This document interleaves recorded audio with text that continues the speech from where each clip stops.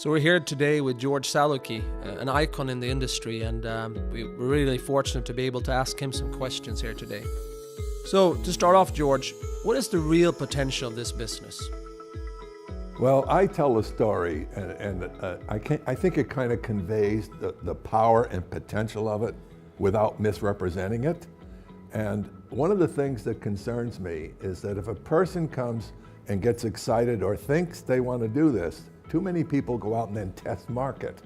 And what that does is they're saying the other person's opinion, if they like it, it reinforces their opinion. That's the wrong direction. I like to have people say, do you understand the potential of what you're getting involved with here? And I want that to be the first place. And how I do that is I simply say, imagine that you're a person who says, wow, I wish I had more money for my family, for things I wanted to do, the dreams, and you don't have it. You're locked into a job, it's predictable where you're going, and you kind of feel lost. And one night you're taking a walk out in the field, and you look way off in the distance, and you see a big cave, but it's lit, it's bright, it's really bright, and it's getting dark. And so you say, what's that? So you start walking toward it. As you get inside, you see this incredible glow coming out of a big hole in the ground. And you walk over to the edge of the hole and you look down, and there's all kinds of gold coins and everything down there. And a genie appears to you and says, would you like to get some of that? And you say, are you kidding?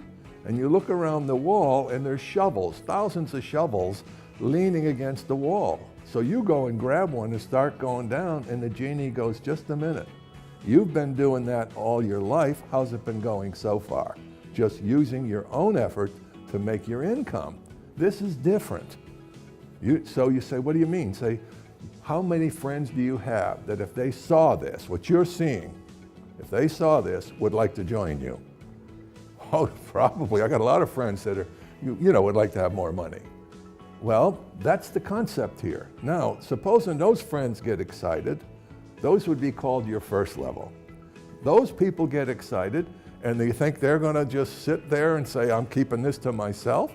They're going to understand and say, let me go get some people. That's your second level. Now picture the second level going to the third and the third. Can you see the geometry of explosion that can take place if this thing is working for you and you're working it and you're giving it enough time to mature? And that's critical, enough time to mature. And then you're understanding the compounding effect, like a recording artist goes in and makes a great song. After the preparation, maybe for months or years, and the orchestration, they go in and they cut the record, and then it goes to market. Every time that record plays or is sold, their cash register rings. It's the same concept called residual income, doing it and having a benefit from others joining you, and they have the exact same opportunity that you have to build their network. That's what I like them to understand inside, then go out and talk to people about joining your business. So what you're saying is that first, in order to be successful, you need to believe in yourself and have a basic belief in the industry. Is that correct? Well, it is correct. I think it's the best advantage. I mean, not everybody's going to go there. Okay, some people just like to wing it, and it's difficult to get people to do consistently the right things. So it's a concept that a lot of people would say, that makes sense to me. I could tell that story. I could say, always use third party. I met a guy who was very, very successful that told me this story. I thought I'd tell it to you. Don't make it your story. Always make it a third party story. Someone of accomplishment told you this story, and boy, you wanted to share it with your friend. So you are using the concept of the power of the third? Now, why would a person use that? Well, think about it. Let's say you and I are friends and we work in the factory together, whatever we're doing. Well, you have an opinion of me and I have an opinion of you. If all of a sudden I come with this great idea, like it's coming from me, you have a history of knowing me not as someone who relates well to making a lot of money, but as just another joker like yourself or what have you. So if I say a very successful man introduced me to a concept, and I got excited, and I'd like to share it with you. That's different, because now you're bringing in authority that, oh, well, maybe. People respond to third-party endorsements. It gets away from this. How would you conduct yourself in a one-on-one situation? Well, different people are going to do different things. What you have to recognize is who are you going to be meeting with? And you have to kind of profile that person, because even your appearance when you go to meet with them, you don't want to overdress if this is someone who's not accustomed to going to work every day in a suit or a tie. So you kind of graduate your appearance, always neat and clean and well kept, but you have to kind of analyze, okay, gee, I'm going to do a one-on-one for one of my friends and he's got this doctor or he's got this friend. I might have to step it up. Okay, so the first thing is appearance. Come clean, shaven, clean, sharp looking, casual, but clean. That's the first thing. And then you have to let the person know that you appreciate the time they're taking to be with you. Okay? They like that. That's a soft kind of a thing. So I think the first thing is I really appreciate you taking the time to hear about this today. Okay? And I want you to know something very important. You're in charge. I'm not in charge here, so you will get no pressure from me. All right? I'm here to explain the opportunity to you, and then you are in charge. How does that feel to you? Good. So now you set the stage that you're not going to be pushing that person. You're going to be providing information. Now, at some point, you might say, if it's a third-party person, and you're going to do a lot of those as you build an organization, you might say, John or Mary, tell me more about you. Tell me your family, and then listen closely, because you will be able to pick up on whether they're family-oriented. Then I have a question, usually a question about, and what are you doing now to support your family? What kind of work do you do? And then whatever they tell you, say this, well, that sounds exciting. And then listen, they might say, no, it's not very exciting. Is that a clue that you have someone that might be more inclined to listen to an opportunity, And so you go from there and you say, what do you like best about your job or career? Listen closely, because you're going to be looking for ways we might match up to that, okay? Is there anything that you really don't like about your job? Listen closely, because they may say something like, I don't like to be pushed around. I'm an independent person. Well, now you know that how you lead that person is going to be different than someone who needs strong leadership. So what you're doing basically is getting a sense of who's across from you. Now, once you explain the opportunity and you say, listen, can you see, this would be a good close in my opinion. Can you see yourself successful at some level in this opportunity? Because let me tell you something. There are basically 3 reasons why people join this type of business. One, and this is most people, they start out with, you know what, I need a little supplemental income. My wife needs a car, or, something, I want to buy something for the house. I want to move from my neighborhood. Those people come in on a spare time basis. They're just working it in spare time, and they build over time, let's say an income of 300 or 400 or 500 euro a month, just going along and building. Okay, that's most people who are going to join start that way. The second one is somebody who's really frustrated in their work, and they're looking for a way maybe to be able to get out of that rat race in the car every day, driving back and forth, always having someone over their shoulders, and they have become aware that it's kind of a lockdown economically, that there is another way to generate income. That person comes in with a little higher motivation and will have a little more participation because they're looking to replace something over time. So that's the second person. The third person that comes in looks at it and says, you know what? I can really do this. I have a lot of friends that listen to me. They're a center of influence. They're the kind of person that they have the reputation, they have the standing, and they can start right out. They might be the person that says, sign me up, get out of my way, I'm going to do this. So there are 3 types. Now, you can graduate through each of these to get to the third person, but it should be over time where you build a good solid income before you decide to throw anything else away. So those are the 3 ways they come in. Now, I ask the person, I say, now, let's say that you and I work together as a team. This is an important conveyance here. You and I working together as a team. Okay, we'll have some training together. We'll make you comfortable with the information. We got great training, so relax about what you know now is not important. I'm your coach. I'm going to be a resource for you. We're going to work together. Let's say that what would be important for you to get right now if you had an extra 500 euro a month coming in? What would you think you would do with that? You might hear, whatever you hear now, pay close attention. They might say, well, you know, my wife really needs a new car. Boy, you stop right there. And here's what you say. Wouldn't it be great, you and I working together as a team, in 6 months to a year, we have enough income that those monthly payments are nothing. We've got it covered, 500, 600 euro a month, and that car is in your driveway for your wife. Very important question now.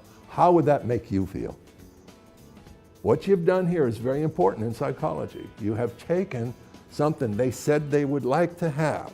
You've demonstrated that you would be there to help them get to that, and then you gave them emotional possession by the experience of it's in the driveway. How would you feel? So we attached emotion, okay? Say, well, you know what I think we should do now? I think that we should get you registered, okay, with a company number so that your business can go off and running and everything we have is available to you.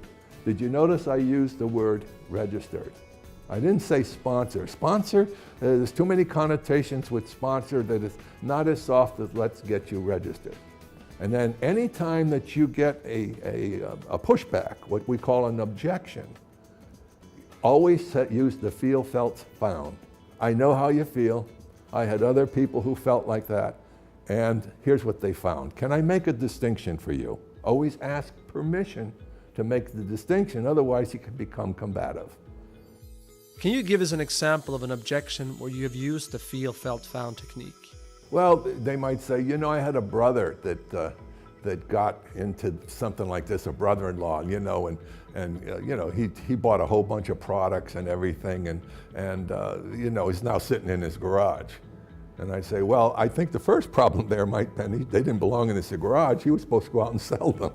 But so, whatever the case may be, okay, there are people who have certain feelings about everything, all right? But when I find that it's something that I've dealt with, then you're going to have those situations. Then I know how you feel. I've had some other representatives feel just like you, and we made some distinctions and some further understandings, and here's what they found. So then you can offer the solution, a third-party solution. Is there anything else you would like to add, speaking about the registration process? Oh yes. What you should bring to every meeting is a printed schedule on a piece of paper that is the meetings, the trainings, and have a blank there where you can fill in, say, you and I, it's important for us to get together within the next 24 to 48 hours. What day or evening works best for you? Can we set that down? And you have a copy for yourself and a copy for that person. So it's Thursday night, yeah, I'm free after 6. Okay, let's get together and let's get started on the training, and any questions you might have, let's start working. We're gonna get that car in the driveway, or we're gonna get you on the map to success. Now, George, how would you go about that first meeting, and what are some of the things that will be important for a brand new IBO? I think the first thing is that you, as the sponsor, needs to understand how people maintain or lose interest. Okay, research demonstrates that motivation or excitement is an emotion. It cannot be constantly maintained. So you leave the person with hope and possibility, which is great. If you're not right back with that person, within 24 to 48 hours, that has dropped as low as 50% of when you left them. And here's why. Self-doubt kicks in. Undeserving kicks in. Do I really deserve to make big money? Because never talk about money that's any more than 10% or 15% more than that person has ever earned. So you never want to say, for example, I have a friend who makes $10,000 or $15,000 a month when this person has never made more than $3,000. Because that's what'll send them home saying it's unbelievable. And the first time they say that to another friend, they'll say, did you fall for that? So that's your fault if you overstate things. So stay away from that.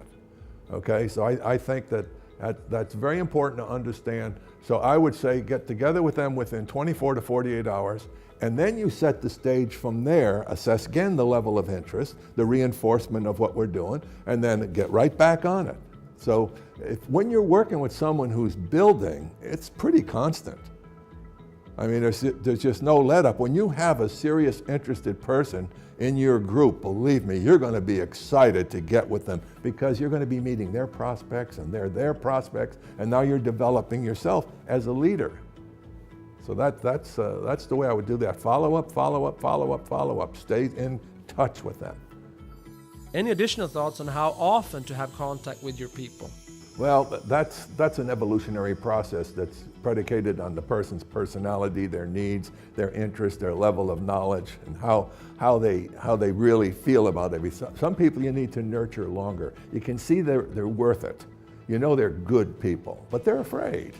You know, nobody's ever taken real interest in them as an individual to say, let's do something together. I'm here to help you. Let's work together. So some people it's going to take more nurturing, and other people are going to kind of push you away. They'll say, I'll take it from here, or you will be hearing less of them, but you might be seeing more performance from them.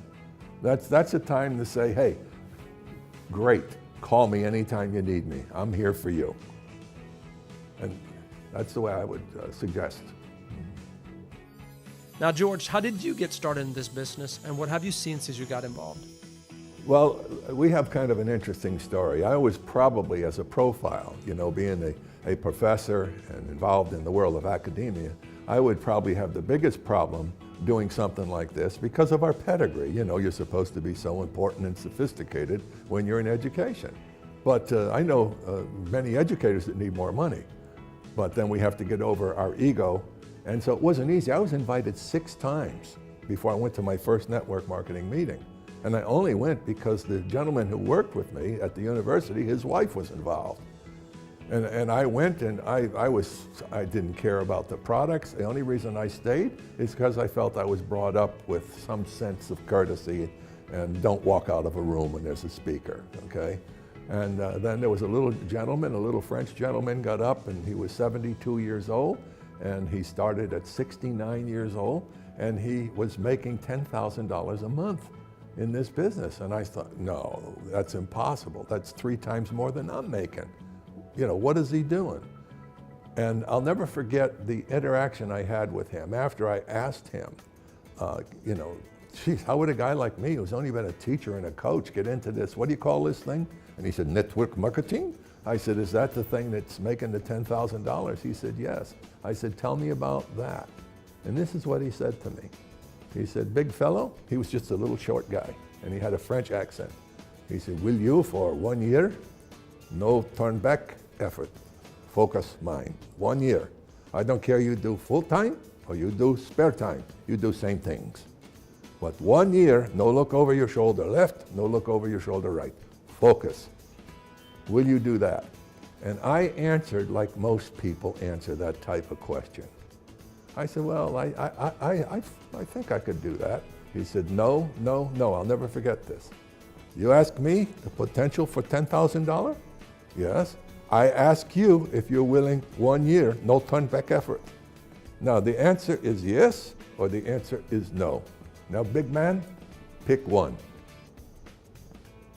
I said, for that type of a chance, I'll do it.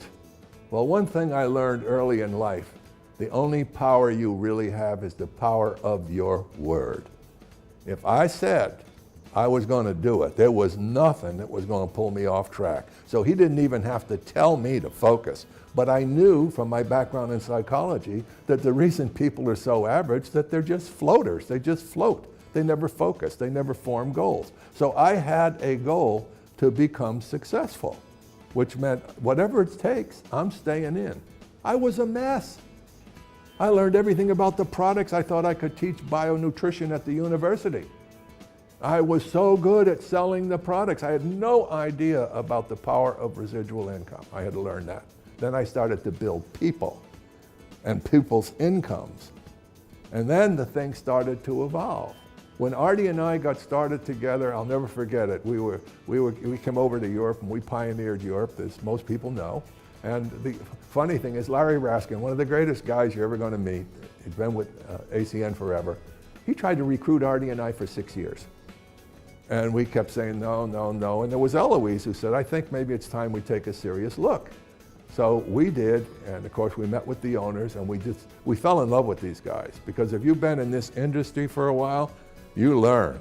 If it's not right with integrity at the top, forget about it. No matter what they're promising, what they're saying, if those people are not moral and caring people, never sign up. But most people don't vet owners. We knew at this stage of the game, we've had some losses where we were doing great and the owners and the companies were not good. And then we were back down. So it was so important when we met the twins and Mike and Tony and Greg, and Robert. We said, wow, these guys are real. It's how many years later? They're still as real as the day we joined. Well, if I'm going to go and battle, I want to have some generals that I can believe in.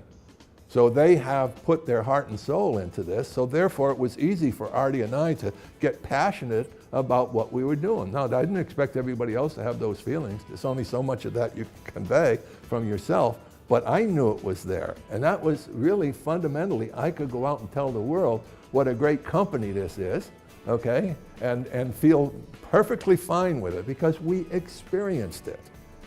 So as we got going, the thing you have to recognize here is you never know. And this is why you keep working in phase one. Greg says it all the time. Phase one is going out and introducing the opportunity. If I see something that's weak here, or most companies, once people reach a pin level where they think they've arrived, they become managers.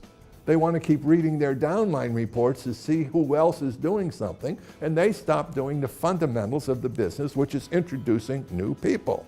The best thing you can do is to walk into your meeting as a leader with your prospect, introducing your prospect to your downline, not the other way around. And so many people stop doing what took them to the dance. And then pretty soon they end up saying, well, this is not right or that's not right. But the new person that comes in today doesn't have any history. All they have is you, the opportunity, they like it or they don't. So don't bring your history of negativity or questions or experiences from the past into the present because it's irrelevant. It's only in your head. You realized that you had to build people. What are the fundamentals of building people? Well, I've devoted my life to it. Okay, I've done an awful lot of counseling over the years. I've worked in the criminal justice system. I've been in the classroom. I've been passionate about seeing why so many people don't make what they really would like to have in their lives. It's massive that it's such a small percentage really do something special with their lives. And what I saw was the human potential going to waste. It's the number one resource that we waste on the planet is human potential. And so when I say building people, it's something I go after. I want to know what's stopping you. And I'm good at discovering that because I've researched it and I worked it. I want to know how you think because your thinking is creating your reality.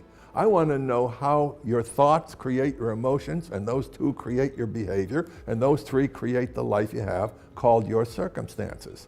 If you can teach people, it's not being taught to them. Believe me, they're not getting it anywhere.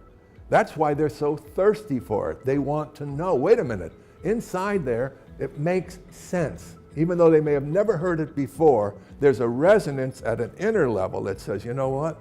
Somehow this makes sense. I have been thinking this way, and this is the result I'm getting. I am negative, and my life is negative. Oh, I'm positive. My life is positive. Whoa, let's see how these connect.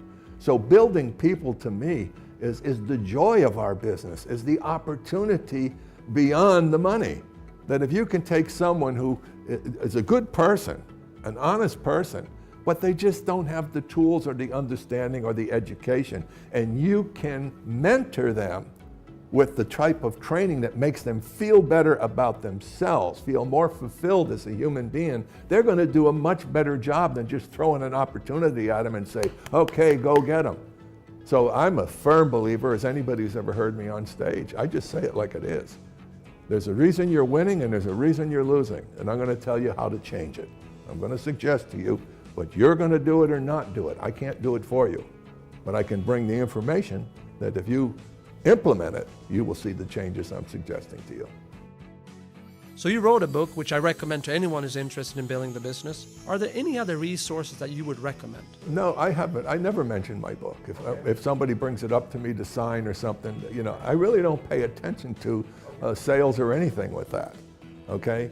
But what people don't understand is what's in that book is a series of very brief chapters, but it's the life of how you build this business. It's going to cover attitude. It's going to cover the understanding of what are the distinctions between this type of business and so forth. It's going to talk about when you feel down, what do you do, how to handle objections. I mean, chapter after chapter after chapter is a class book, okay, a textbook for building the business. In fact, leaders could actually use that and say, next week we're going to study chapter 3. Which is attitude, okay? The next week we're going to handle objections. But it's not being used like that, and I don't sell it. I don't go out there and you'll never hear me lecture about my book.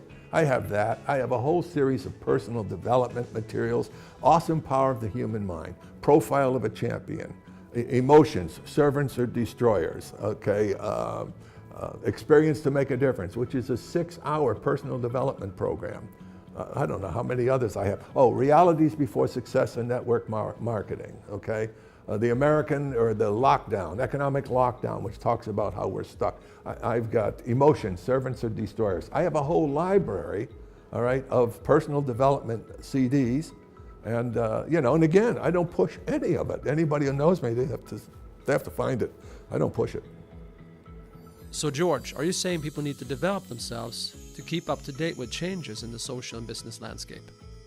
Yeah, and another thing people need to understand is the world's moving very, very fast. I mean, technology is replacing people left and right and center.